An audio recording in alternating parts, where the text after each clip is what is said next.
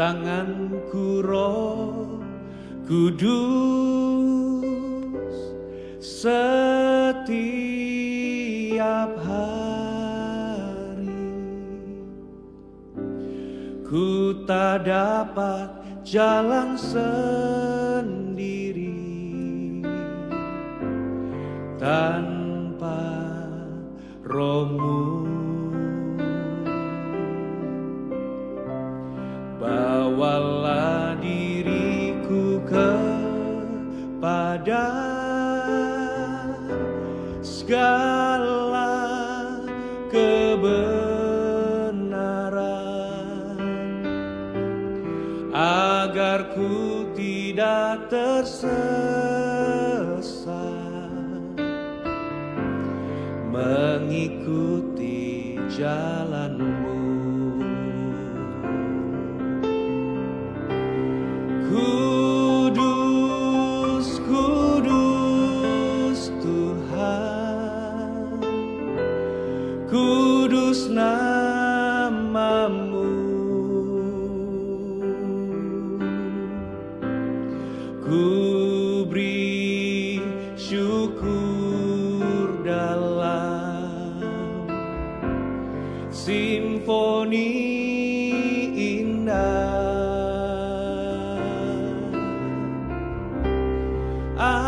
Ajaib, ajaib Tuhan, ajaib nama-Mu, nama yang beri menang, Yesus namanya.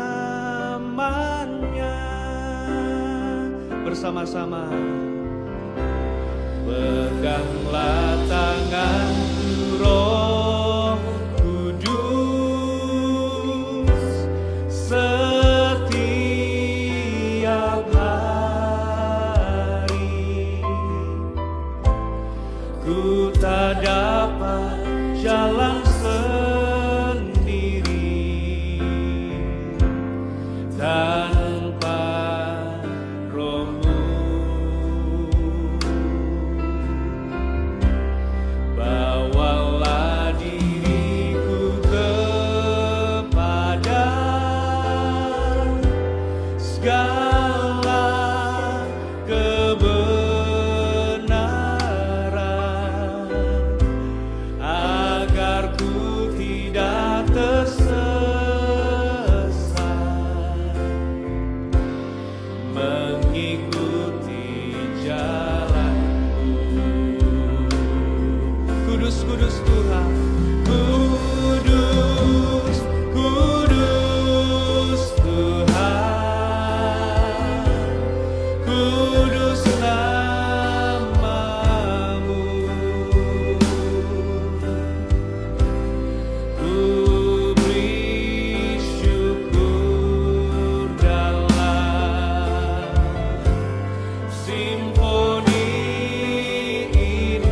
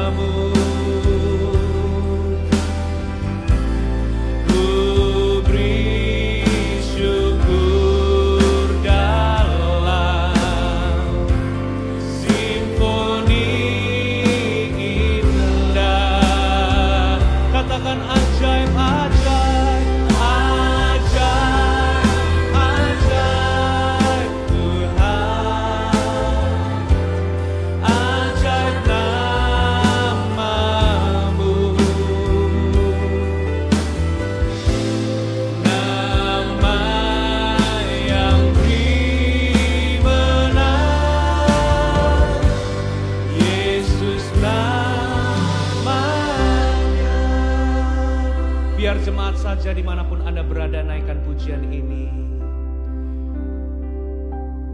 Peganglah tanganku, Roh Kudus, setiap hari ku tak dapat jalan sendiri tanpa Roh-Mu.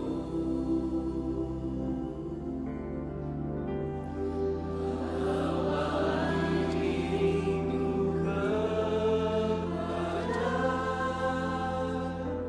segala kebenaran, agar ku tidak tersesat mengikuti jalan. Sekali lagi dengan lembut katakan, peganglah tanganku, Roh Kudus, setiap hari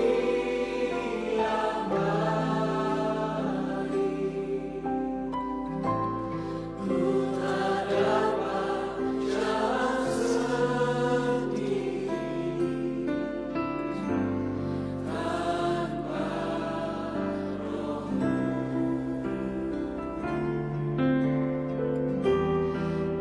Bawalah diriku kepada segala kebenaran, agar ku tidak tersesat mengikuti jalan. Mari bersama-sama kita sembah Dia, katakan kudus, kudus Tuhan. Kudus, kudus Tuhan. Kudus nama-Mu.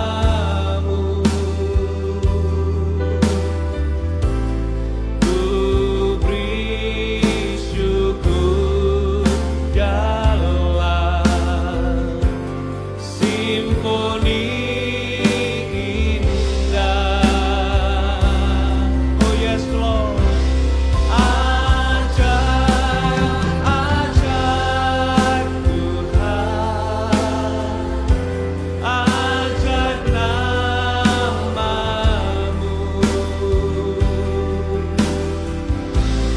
Nama yang beri menang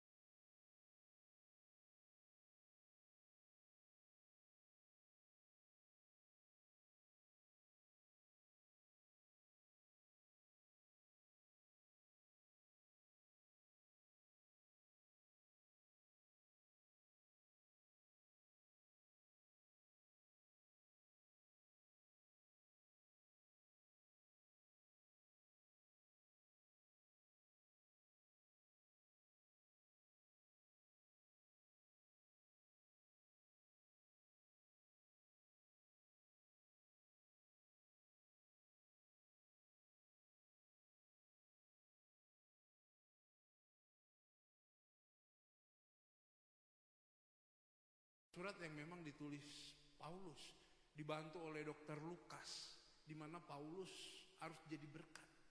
Kita tahu Paulus itu umurnya udah tua, tapi dia senantiasa bersuka cita. Dia bagaikan bapak, dan jemaat-jemaat di Filipi, di Efesus itu bagaikan anak. Jadi Filipi ini, di mana jemaat Filipi ini adalah jemaat pertama kali. Pertama kali Paulus memberitakan Injil di Filipi.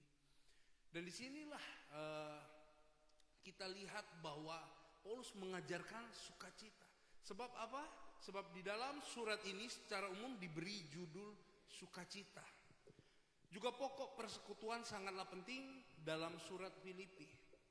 Jadi meskipun surat ini singkat, tetapi ada kata kuncinya sukacita. Ada sukacita terdapat 16 atau lebih, kurang lebih 16 kata sukacita.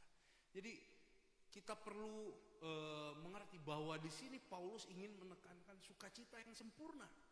Sebab di dalam penderitaan yang dialami Paulus di dalam penjara, namanya penjara itu nggak enak.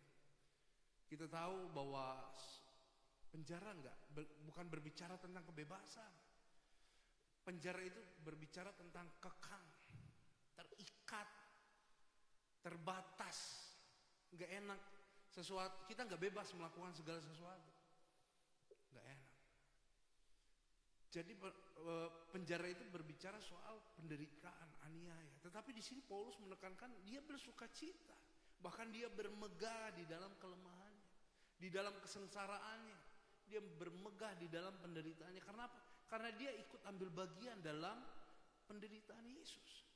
Ketika kita mau bersuka cita di dalam aniaya, di dalam kekurangan, kesukaran, ya ambil bagian di dalam Yesus. Makanya setiap orang yang dapat menghasilkan buah-buah roh ini, buah ini sukacita termasuk buah roh loh. Buah-buah roh, sukacita ada di dalamnya, damai sejahtera, kebaikan, kemurahan, segala macam. Itu ada di dalam buah roh. Nah, untuk kita menghasilkan buah-buah roh ini, kita perlu ada Yesus, terhubung sama Yesus, pokok anggur yang benar. Kitalah rantingnya. Makanya Yesus itu adalah pokok. Ketika kita mau menghasilkan buah, mau menghasilkan sukacita, kesabaran, terhubung dulu sama Tuhan. Terkonek. Makanya di dalam Mazmur 1, Mazmur pasal 1 itu udah jelas dikatakan ada orang benar, ada orang fasik. Kalau kita perhatikan di dalam kerajaan Israel, dari Daud, Salomo pecah jadi dua, Rehabeam, Yerobeam. Terus Rehabeam melahirkan Abia melahirkan Asa melahirkan Yosafat. Di situ Raja Yehuda ada dan Raja Israel, kerajaan Yehuda dan kerajaan Israel. Ada orang benar, ada orang fasik. Ketika Raja Abia atau Raja Asa ataupun Raja Yosafat bersekutu sama Raja Israel, Tuhan marah. Yosafat aja bersekutu sama Ahab, marah. Tuhan marah. Tetapi karena perbuatan baik Yosafat, dia dilalukan dari murka Allah. Tetapi kita perlu tahu, jangan sampai kita bergaul. Nah ini dia, pergaulan juga akan membuat kita terhindar dari namanya kekhawatiran. Banyak orang yang berkata-kata tapi tidak membangun. Ada nggak? Ada.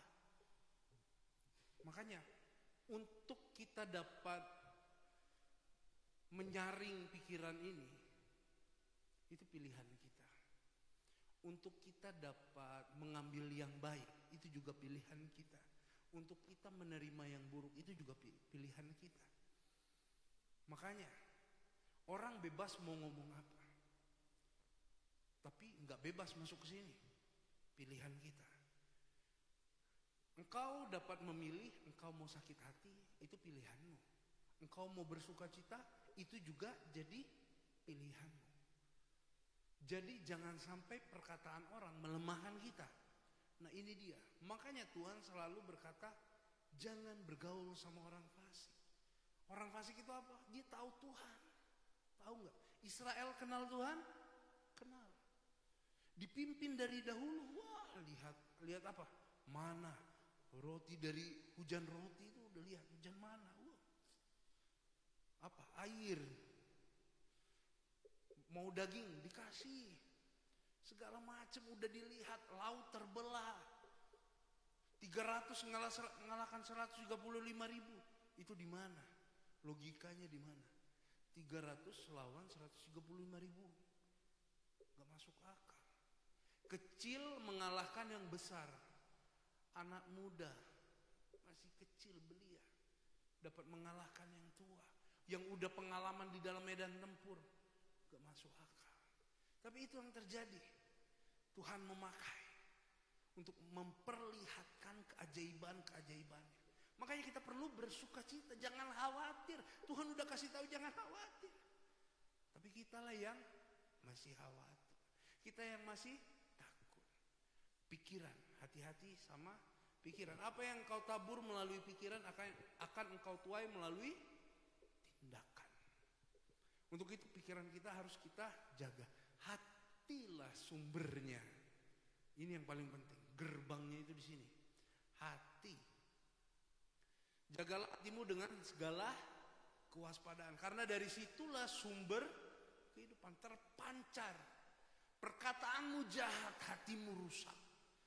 Itu hatimu tercemar artinya. Perkataanmu jahat itu lihat aja. Hatinya tercemar. Tindakanmu jahat. Hatimu tercemar. Seberapa sulit orang pun, seberapa miskin saya percaya. Dia gak akan mencuri. Kalau hatinya bersih. Mau seberapa kepepet pun dia, saya percaya. Gak akan mencuri. Gak akan merampok, gak akan ngebegal. Karena apa? Hatinya bersih. Sama seperti seorang manusia. Habitatnya adalah darat. Dia gak akan hidup di dalam laut. Sebab kenapa? Dia butuh nafas. Habitatnya di darat. Sama seperti orang baik. Kelakuannya baik. Hatinya bersih, kelakuannya baik. Makanya hati ini adalah sumber. Dari sini terpancar kehidupan kita. Cerminan kita, cerminan hati. Melalui apa? Perkataan kita. Melalui apa? Pikiran kita. Melalui apa? Tindakan kita. Makanya kita perlu jaga hati. Pikiran negatif bisa muncul karena respon yang salah. Masalah memang selalu ada. Kita hidup itu menandakan akan ada masalah yang datang. Engkau bernapas saat ini, itu menandakan bahwa akan ada masalah. Apa aja bisa jadi masalah. Apa saja. Engkau berpikir ini mungkin gak akan jadi masalah. Toh bisa juga jadi masalah. Semuanya bisa jadi masalah, tergantung kita. Nah ini dia, respon sangatlah penting. Pikiran negatif bisa muncul karena respon yang salah terhadap apa yang kita alami. Contoh aja. Misalkan, saya juga pernah mengalami ini. Nah, habis token listrik bunyi. Masalah nggak? Sebenarnya masalah. Tapi tergantung kita kan. Ya elah. Tanpa listrik pun masih bisa hidup. Seperti itu, simpelnya. Kalau lelaki, tetapi beda dengan perempuan. Nah, yang membuat itu jadi masalah sebenarnya kita. Sebenarnya kita yang membuat itu jadi masalah. Seharusnya tidak jadi masalah, bisa jadi masalah. Untuk itu kita perlu mengerti firman Tuhan. Kita perlu bersukacita di dalam kondisi apapun. Dalam kondisi apapun, sesulit apapun, kita perlu bersukacita. Gampang gak? Saya katakan gak gampang untuk bersukacita dalam kondisi yang sulit. Makanya ada tahapan-tahapan. Ada next levelnya. Sama seperti ion. Ion itu 1 tambah 1 berapa? 2. Besok saya tanya lagi 1 tambah 1 berapa? 5. Besok lagi 1 tambah 1 berapa? 6. Berubah. Karena apa? Belum. Masih ada proses tahapannya. Begitu juga dengan kita. Seharusnya 1 tambah 1 gampang tuh 2. Tapi beda. Beda. Makanya kita pastikan kita dewasa. Ada justification, sanctification, glorification. Diselamatkan, didewasakan, dimuliakan. Untuk itu kita perlu mengerti bahwa kita dalam proses pendewasaan. Dan untuk kita mengerti dewasa, balik lagi. Seberapa intim kita sama Tuhan. Kita punya banyak waktu. Mau gak kita ngeluangin waktu buat Tuhan? Bergaul intim sama Tuhan membuat engkau terjamin. Hidupmu terjamin. Walaupun Tuhan gak menjamin besok gak ada masalah. Tuhan gak jamin seperti itu. Tetapi yang Tuhan jamin adalah Tuhan akan menyertai. Sebanyak apapun masalah yang kau hadapi saat ini, jaminannya apa? Tuhan menyertai. Yang jadi permasalahannya, mari kita evaluasi diri sendiri. Masing-masing. Sehari berapa kali kita luangin waktu buat Tuhan? Udah berapa waktu yang kita luangkan buat Tuhan? Minimal lah setengah jam. Itu pun naikkan syukur aja. Terima kasih sama Tuhan. Apakah kita sudah melakukannya? Sesimpel itu, setengah jam sehari. Dari 24 jam yang Tuhan kasih, Tuhan gak minta banyak kok. Tuhan mau kita ingat sama Dia. Tuhan mau kita bergaul sama Dia. Berapa banyak yang kita luangkan waktu kita. Kita persembahkan untuk Tuhan. Makanya Tuhan ditekankan di dalam firman Tuhan. Tuhan tuh penuh belas kasih. Yang Tuhan harapkan dari kita itu bukan persembahan kita, tapi pengenalan kita akan Allah. Persembahan itu nomor sekian. Ketika engkau mengenal Tuhan lebih dalam, itu ikut ketulusan hati. Makanya memberi itu dengan sukacita. Tulus hati. Kenal dulu. Untuk itu, mari kita periksa, koreksi. Kalau engkau punya waktu di pagi hari, berdoa pagi hari. Punya waktu siang hari, berdoa siang hari. Sore hari, malam hari sekalipun. Kalau itu waktunya engkau kosong, gak ada gangguan, berdoa. Bergaul sama Tuhan. Ingat, Tuhan itu gembala yang sejati. Gembala yang sejati siapa? Yesus. Dengan gada dan tongkatnya dipuaskan kita. Dia bawa kita ke padang rumput yang luas. Gak akan kekurangan. Makanya Daud itu selangkah di depannya maut. Tapi gak takut sebab Tuhan besertanya. Dia berkata, aku berjalan di dalam lembah kekelaman. Lembah kelam itu wah, mengerikan. Penuh darah, kiri kanan penuh darah. Penuh ancaman. Tetapi apa yang Daud sampaikan melalui mazmurnya, Tuhan penolongku, Tuhan perisaiku, Dia batu karangku. Udahkah kita jadikan Tuhan perisai? Udahkah kita jadikan Tuhan batu karang? Kalau udah ada Tuhan, wah, hadirat Tuhan membuat kita damai sejahtera. Paulus waktu dimasukkan ke dalam penjara, dia biasa aja tuh. Dia santai, bahkan dia menyembah Tuhan. Dia ada ketenangan. Di situ dia menyembah Tuhan. Kenapa Paulus bisa menyembah Tuhan? Karena tenang. Karena ada damai sejahtera. Makanya damai sejahtera Allah itu melampaui akal budi. Pikiran kita ini terbatas. Pikiran Tuhan tiada batas, tanpa batas. Makanya kalau engkau mau sukses dalam bisnismu, mungkin engkau perlu bergaul sama orang-orang bisnismen mungkin. Sesama usaha, saling mengerti. Engkau mau maju di dalam otomotifmu, mungkin ya bergaul sama orang-orang otomotif. Tapi di dalam Tuhan, ketika engkau bergaul intim sama Tuhan, mau apa aja yang engkau tekuni, Tuhan bantu. Tuhan buat beruntung, Tuhan buat berhasil. Orang di luar sana pesugihan, coba tumbalin ini, tumbalin itu. Lah kita berdoa, Tuhan Allah yang hidup, udah jelas nyata. Saksinya hidup, sejarahnya ada, Israel. Itu saksi hidup. Tertulis dalam sejarah. Gak ada yang bisa bantah. Nyata. Darahnya tercurah atas kita. Yes. Makanya kita jangan khawatir lagi. Untuk itu kita perlu merespon dengan benar. Kita perlu bersukacita di dalam Tuhan. Makanya hanya di dalam Tuhan kita baru dapat bersukacita. Di luar Tuhan gak bisa. Kenapa saya katakan seperti itu? Karena sukacita yang sejati bersumber dari Tuhan. Bukan dari sekeliling kita atau situasi yang kita alami. Sumber sukacita yang sejati itu dari Tuhan sendiri. Mau sekelilingmu, ya orang-orang memang benar-benar satu frekuensi, mau itu temanmu sekalipun. Tapi sukacita yang sejati itu bersumber dari Tuhan.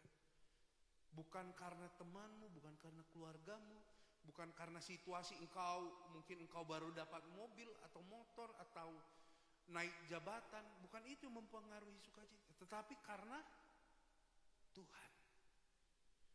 Sekalipun engkau jatuh,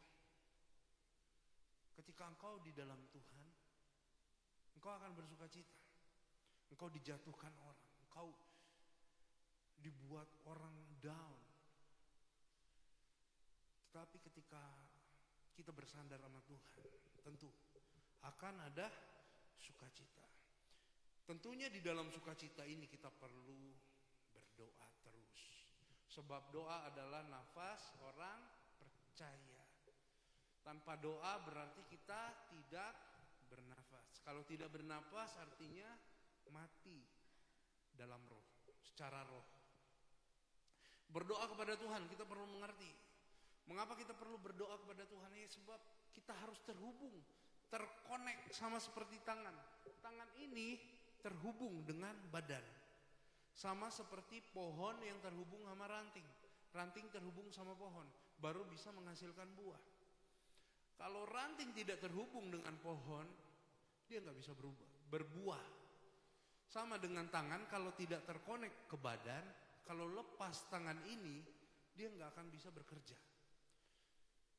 Makanya kita perlu Tuhan untuk menghasilkan buah. Untuk itu kita harus berdoa. Di dalam Filipi 4 ayat 6-7, janganlah hendaknya kamu khawatir tentang apapun juga.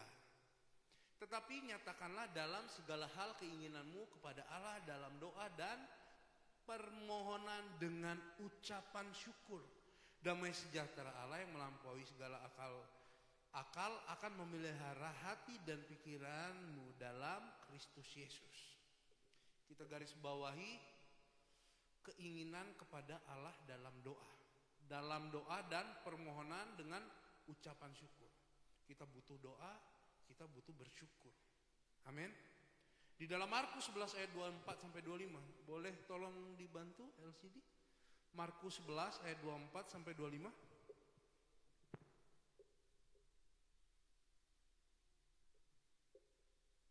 Ya.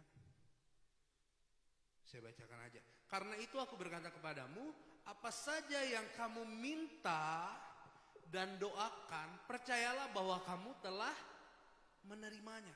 Maka hal itu akan diberikan kepadamu. Kita belum menerima, tetapi kita berdoa seperti kita telah menerima. Mudah atau gampang ini? Susah atau gampang? Susah. Gak gampang.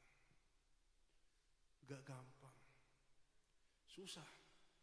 Makanya kita butuh naik level terus di dalam Tuhan. Keintiman kita harus bertambah terus. 25, next. Dan jika kamu berdiri untuk berdoa, ampunilah dahulu sekiranya ada barang sesuatu dalam hatimu terhadap seseorang, supaya juga Bapamu yang di sorga mengampuni kesalahan-kesalahanmu. Jadi sebelum berdoa, ampuni. Doa Bapa kami sudah jelas. Ampunilah. Ampuni terlebih dahulu.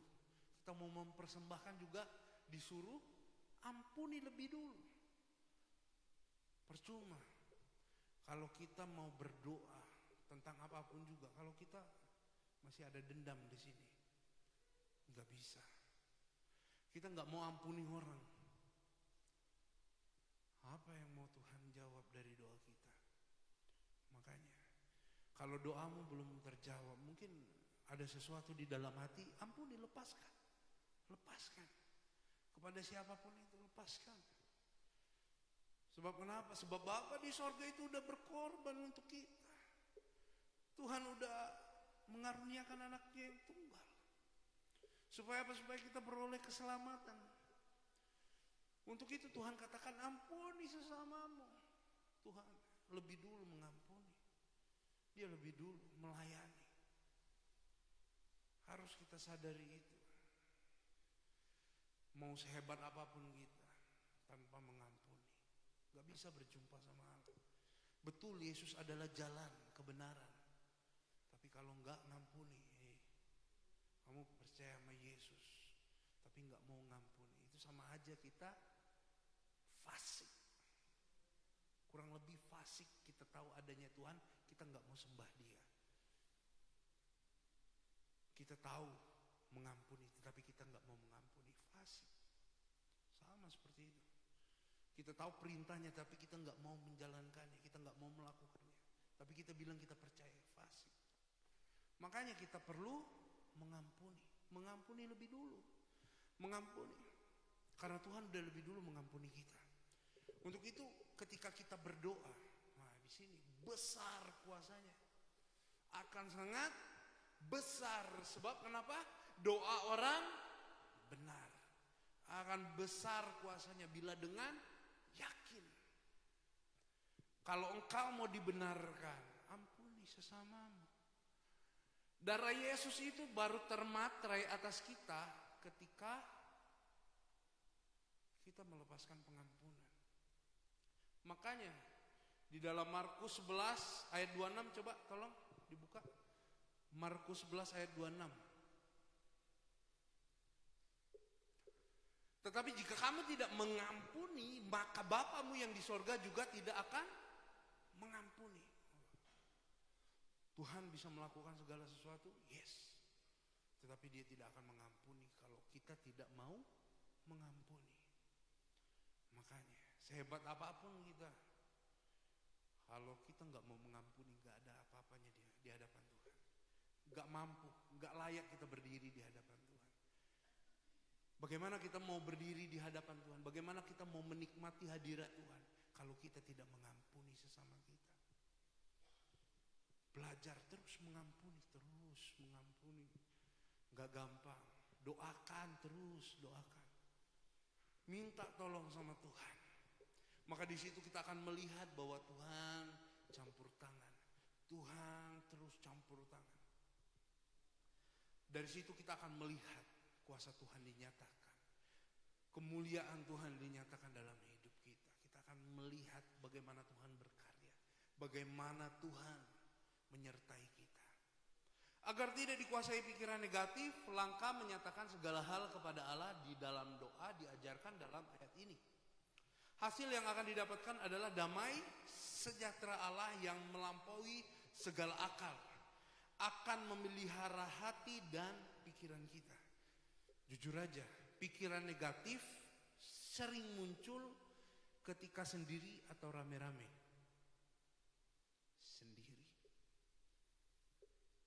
Sendiri,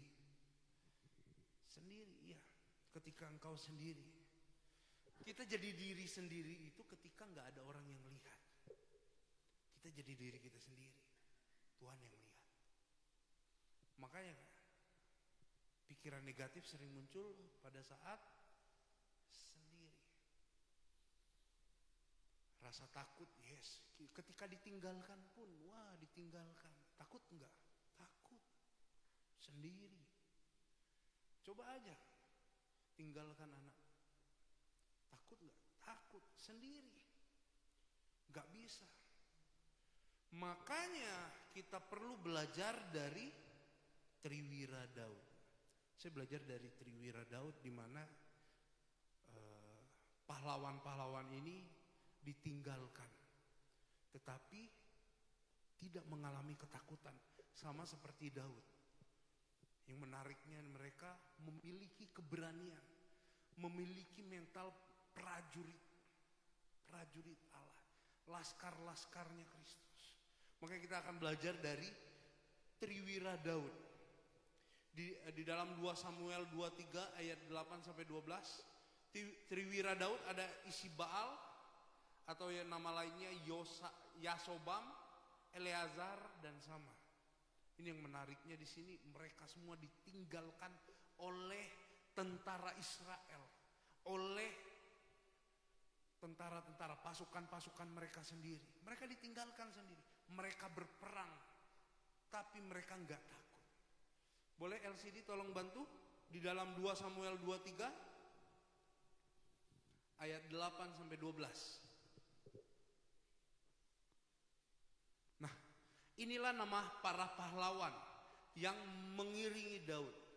Jadi ada pahlawan Daud, ada Triwira. Triwira ini yang dihormati, yang mulia, yang paling Daud kagumi. Mengiringi Daud, Isibaal, orang Hakmoni, kepala Triwira. Ia mengayunkan tombaknya melawan 800 orang yang tertikam mati dalam satu pertempuran. Next. Dan sesudah dia Eleazar anak Dodo, anak seorang Ahohi. Ia termasuk ketiga pahlawan itu. Ia ada bersama-sama Daud ketika mereka mengolok-olok orang Filistin yang telah berkumpul di sana untuk berperang. Padahal orang-orang Israel telah mengundurkan diri, telah kabur, takut. Next. Tetapi ia bangkit dan membunuh demikian banyak orang Filistin sampai tangannya lesu dan tinggal melekat pada pedangnya. Tuhan memberikan pada hari itu kemenangan yang besar. Rakyat datang kembali mengikuti dia hanya untuk merampas. Kembali lagi, yang kabur tadi kembali lagi untuk merampas. Next. Sesudah dia ada Sama, anak Age, orang Harari. Ketika orang Filistin berkumpul di Lehi, di sana ada sebidang tanah ladang penuh kacang merah. Dan tentara telah melarikan diri dari hadapan orang Filistin. Next. Maka berdirilah ia di tengah-tengah ladang itu. Ia dapat mempertahankannya dan memukul kala orang Filistin. Demikianlah diberikan Tuhan kemenangan yang besar. Di sini sendirian itu bukan hal yang, berjuang sendiri itu bukan enak. Tapi di sini kita perlu percaya sama Tuhan. Sebab damai sejahteranya melampaui akal budi kita ini terbatas. Kekuatan Allah tiada batas. Makanya kekuatan Allah itu terletak pada perkataan. Firman-Nya itu kekuatan Allah. Jadilah petang, jadilah malam, jadi ini, jadi itu, jadi. Makanya kita juga perlu iman dalam perkataan. Jadilah seturut perkataan, jadilah seturut imanmu. Makanya hati-hati dengan perkataan ini. Kita perlu jaga telinga, jaga hati. Orang bebas ngomong. Makanya ada komentar negatif, ada komentar positif. Tergantung kita lagi yang menyaringnya. Tergantung kita lagi. Orang bebas, ngomong apapun bebas. Tapi untuk masuk ke hati, itu pilihan kita. Untuk itu kita perlu jaga hati supaya pikiran kita nggak tercemar juga. Kalau sudah pikiran tercemar, waduh, perkataan juga tercemar, tingkah laku juga tercemar, tindakan juga tercemar.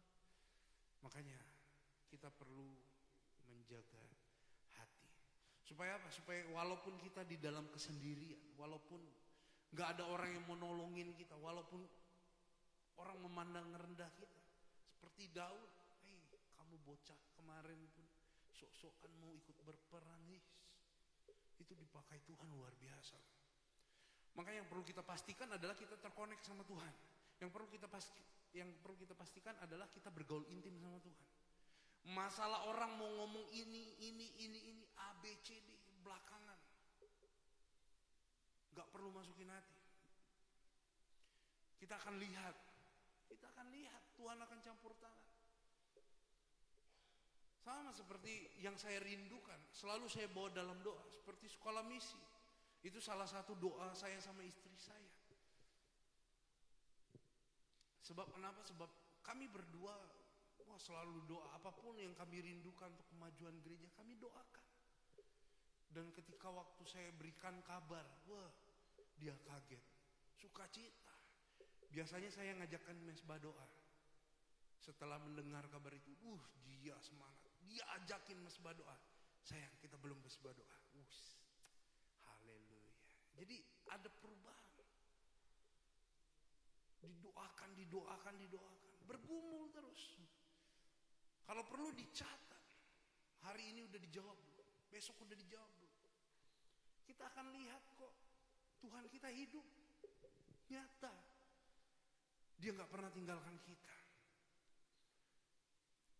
Makanya kita perlu ingat kebaikannya. Supaya apa? Supaya kita berdoa itu kita bersyukur sama Tuhan. Bukan lagi kita minta. Udah gak perlu lagi kita minta. Kita bersyukur. Seharusnya kita bersyukur. Sebab apa yang belum pernah dilihat, belum pernah dirasa, gak ada timbul di dalam hati, itu semua Tuhan sediakan kok untuk kita. Tuhan sediakan. Ini harus garis bawahi, bagi orang-orang yang mengasihinya. Itu gak boleh dilewatkan. Kalau engkau mengasihi Allah, engkau melakukan segala sesuatu gak mungkin bersungut-sungut. Sudah jelas dikatakan oleh firman Tuhan. Apapun juga yang kamu perbuat, perbuatlah dengan segenap hatimu. Seperti bukan untuk manusia. Kalau untuk manusia aja engkau bersuka cita, apalagi untuk Tuhan. Harus lebih bersuka cita. Makanya kita pastikan segala sesuatu kita lakukan penuh sukacita. Juga kemarin saya juga bagikan. Kalau kita mau memberi pun, berilah dengan sukacita. Gak usah beri banyak-banyak. Seberapa kemampuan kita, asalkan kita beri dengan sukacita. Itu berkenan di hadapan Tuhan. Tapi yang terutama adalah ampuni dulu sesamamu. Baru ada sukacita itu. Kalau kita gak mau mengampuni sesama kita, gak akan ada sukacita. Gak akan ada sukacita. Gak akan ada damai sejahtera. Coba aja suami istri. Masalah gak diselesaikan, dibiarin aja. Malam pun tidur gak enak. Makanya Tuhan udah katakan, jangan sampai matahari terbit masalah belum selesai. Kita kelarin. Enaknya kita bawa dalam doa. Gandeng tangan, peluk, rangkul. Kalaupun kita gak salah, minta maaf. Itu diajarin oleh Yesus. Kalaupun kita gak salah, kita harus minta maaf. Iya. Rendahkanlah dirimu. Kita bukan apa-apa toh. Kita hanya keset hamba. Ingat lagi, status kita ini hamba. Jadi kalaupun kita gak salah, minta maaf. Supaya apa? Supaya ada damai sejahtera. Supaya ada damai sejahtera. Sukacita. Itu yang perlu kita pertahankan. Mau rumah mewah, mau mobil banyak, ada motor sport, mau ada perlengkapan fasilitas kolam renang di dalam rumah, tapi gak ada damai sejahtera, enak gak? Gak enak. Makanya utamakan sukacita, utamakan damai sejahtera. Mau makan apa aja enak, dijamin. Makan kerupuk sambal tahu tempe pun enak. Karena apa? Ada sukacita. Kalau udah gak ada sukacita, damai sejahtera, itu gak akan enak. Mau hidup kita semewah apapun gak akan enak. Sebab kenapa? Hidup ini cuma sebentar. Hidup ini harus seperti di surga, di bumi seperti di surga. Jadi ketika kita mau menghadirkan sukacita yang sejati, sukacita yang sempurna di dalam Tuhan, pastikan kita terhubung dengan Tuhan. Sebab itu adalah bagian dari buah-buah roh.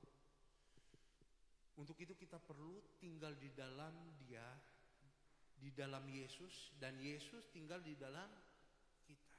maka kita akan menghasilkan sukacita yang sempurna. Amin untuk firman Tuhan. Saya undang tim profetik untuk maju ke depan. Kita tundukkan kepala, mari kita berdoa. Bapa dalam sorga, sungguh kami mengucap syukur Bapa buat berkat firman-Mu Tuhan yang boleh kami dengarkan. Tuhan, kami bersyukur Bapa, kiranya Tuhan Engkau terus membimbing kami Tuhan, terus menuntun kami Bapa, agar kami boleh memiliki sukacita yang sempurna di dalam Engkau Bapa. Ajar kami untuk mengucap syukur di dalam segala hal. Ajar kami Tuhan untuk melihat hal-hal baik di masa-masa sulit kami Bapa. Ajar kami melihat pertolongan-Mu, menyadari campur tangan-Mu di dalam masa kesesakan kami Tuhan. Sebab kami percaya Bapa, Engkau Allah yang hidup, Engkau Allah yang mendengarkan, Engkau Allah yang menyertai kami. Sebab kami berserah hanya kepadamu Bapa. Kiranya Tuhan, Engkau turut campur tangan dalam segala aspek kehidupan kami Bapa. Kami serahkan kehidupan kami ke dalam tangan kasih-Mu Bapa. Apapun yang menjadi kekhawatiran kami, ketakutan kami Tuhan, kami mau serahkan Tuhan ke dalam tangan kasih-Mu Bapa. Dan kami akan melihat Tuhan, Engkau campur tangan, dan kami akan menyaksikan kuasa dan kemuliaan-Mu dinyatakan atas hidup kami Bapa. Terima kasih Tuhan buat kasih setia-Mu Bapa. Terpujilah nama-Mu kekal sampai selama-lamanya. Hanya di dalam nama Yesus kami berdoa mengucap syukur. Haleluya. Amin.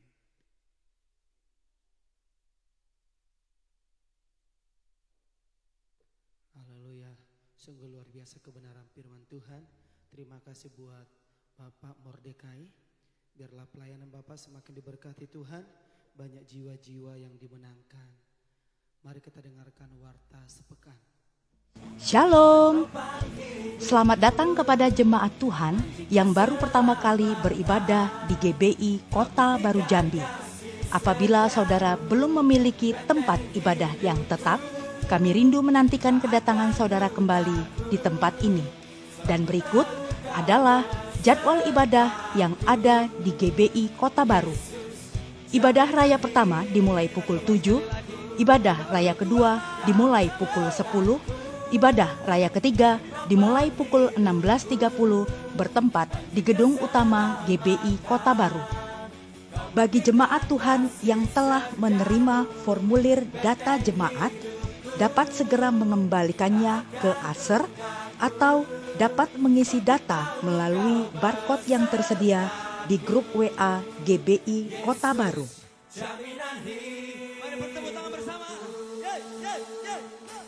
Bagi jemaat Tuhan yang membutuhkan pelayanan gereja, sekretariat, atau informasi yang berhubungan dengan gereja, silakan menghubungi ofisial GBI Kota Baru di nomor 0857 0931 1292. Telah lahir 2 putra dalam keluarga Bapak Hotler Sihombing dan Ibu Suryani Borumanik pada Jumat 12 April 2024. Kiranya Tuhan Yesus senantiasa memberkati keluarga ini.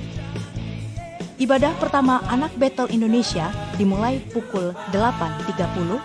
Ibadah kedua Anak Betel Indonesia dimulai pukul 10 bertempat di gedung utama GBI Kota Baru. Ibadah Wanita Betel Indonesia akan diadakan setiap Selasa pukul 19 bertempat di ruang Bethlehem. Ibadah Pemuda Remaja dan Dewasa Muda Betel Indonesia akan diadakan setiap Jumat pukul 19 bertempat di ruang Bethlehem. Doa puasa akan dilaksanakan setiap Sabtu pukul 11 bertempat di ruang Bethlehem. Ibadah ini terbuka untuk umum.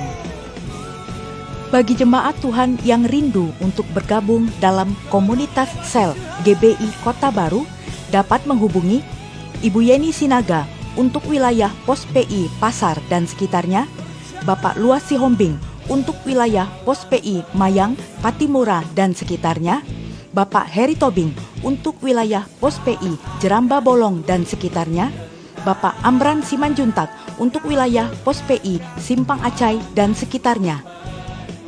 Kita akan mengadakan doa sepakat bersama pengerja yang akan dilaksanakan pada Kamis 2 Mei 2024 pukul 19.30 bertempat di Gedung Utama GBI Kota Baru. Ibadah ini terbuka untuk umum dan bagi para pelayan diwajibkan untuk hadir. Bagi jemaat Tuhan yang rindu bergabung dalam tim Tamborin GBI Kota Baru dapat menghubungi Saudari Cika Sitompul.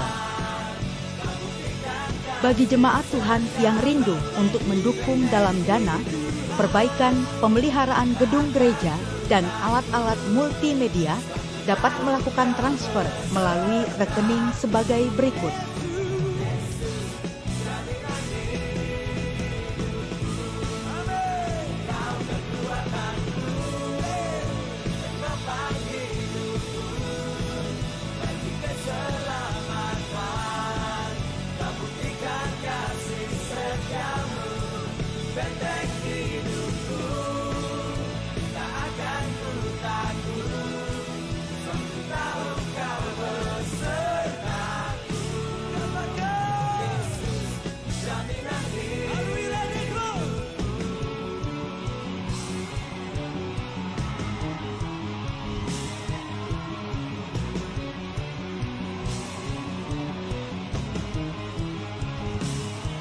Gembala Sidang dan staf mengucapkan Happy Birthday dan Happy Wedding Anniversary bagi jemaat Tuhan yang merayakannya pada minggu ini.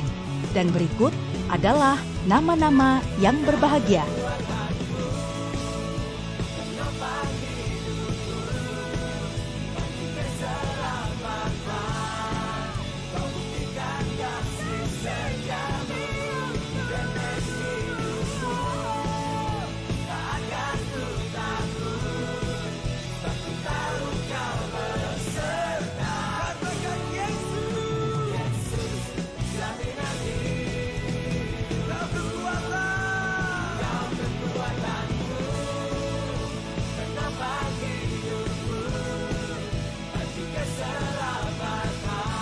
Terima kasih, Tuhan Yesus memberkati. Haleluya. Adakah di antara kita yang pertama kali mengikuti ibadah di tempat ini? Haleluya, jemaat yang setia. Bagi Bapak Ibu yang berulang tahun, baik itu ulang tahun pribadi maupun ulang tahun pernikahan, saya undang untuk maju ke depan.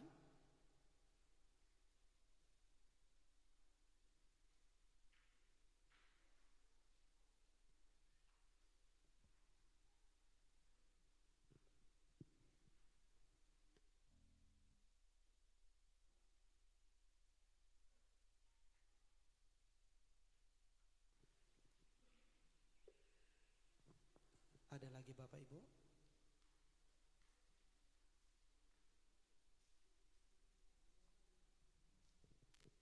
Mari Bapak Ibu kita arahkan tangan kita kepada anak-anak kita. Bapa dalam surga, terima kasih Tuhan atas penyertaan-Mu hari ini. Anak-anak-Mu Tuhan pada hari ini telah berulang tahun Bapa.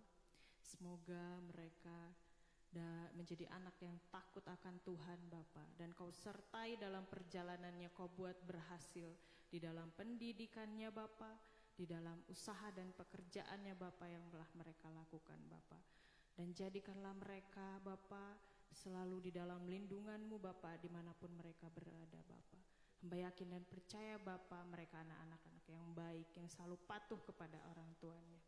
Bapa, hamba serahkan mereka ke dalam tangan-Mu di dalam nama Yesus. Haleluya. Amin. Selamat ulang tahun Angel. Selamat ulang tahun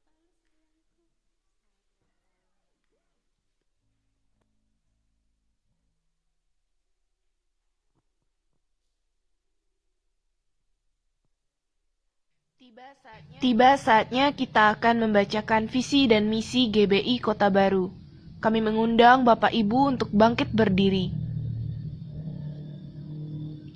Kita baca dalam hitungan 1, 2, 3.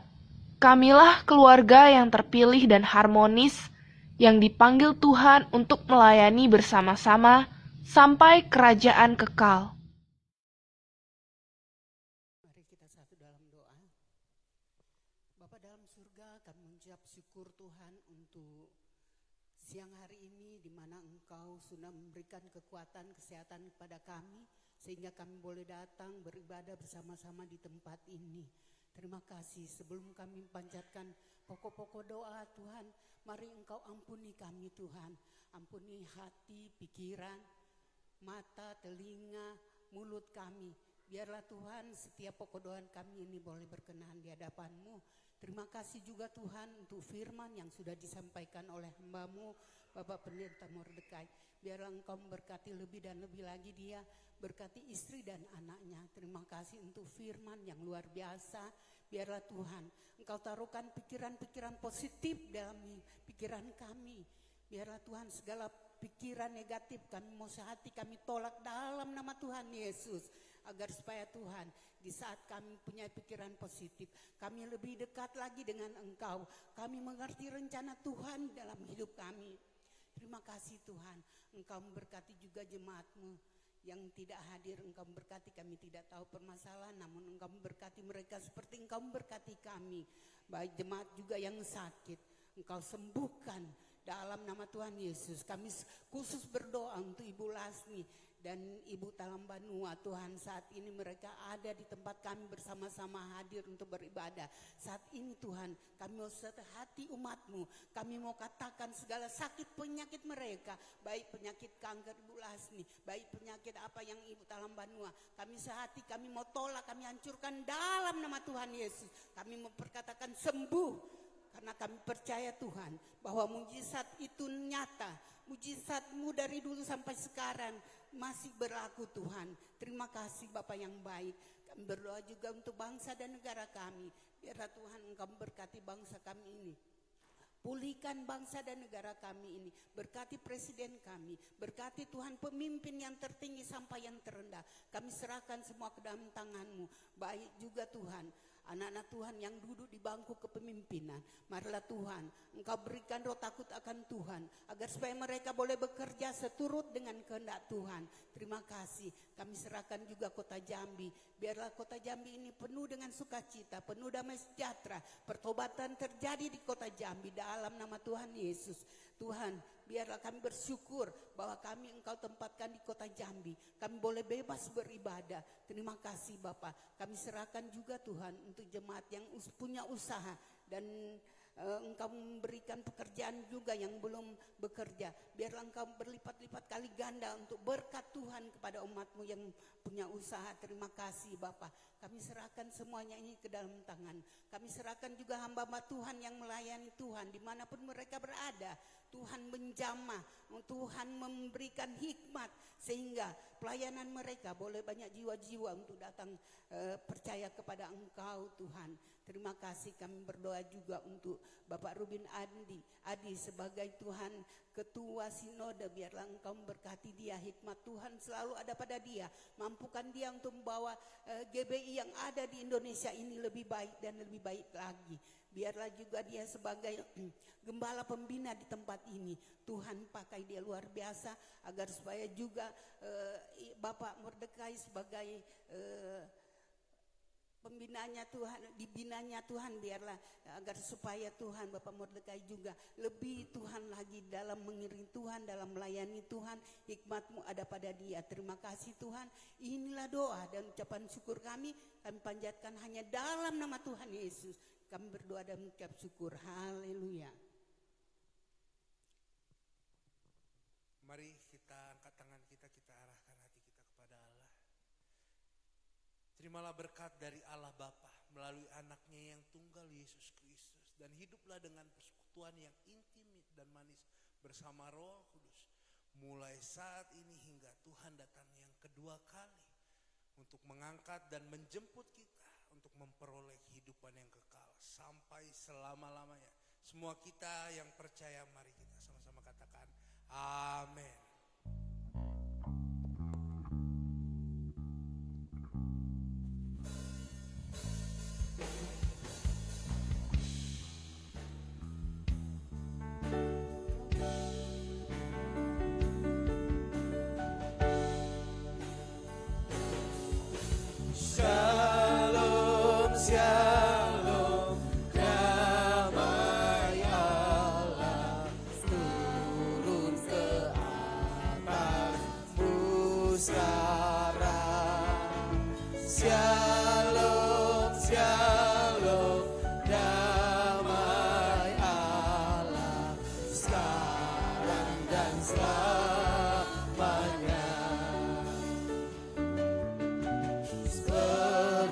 sungai yang mengalir,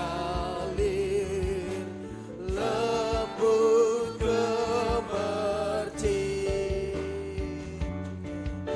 seperti burung merpati, damai surgawi. Shalom, shalom, diberkati laudan sekarang.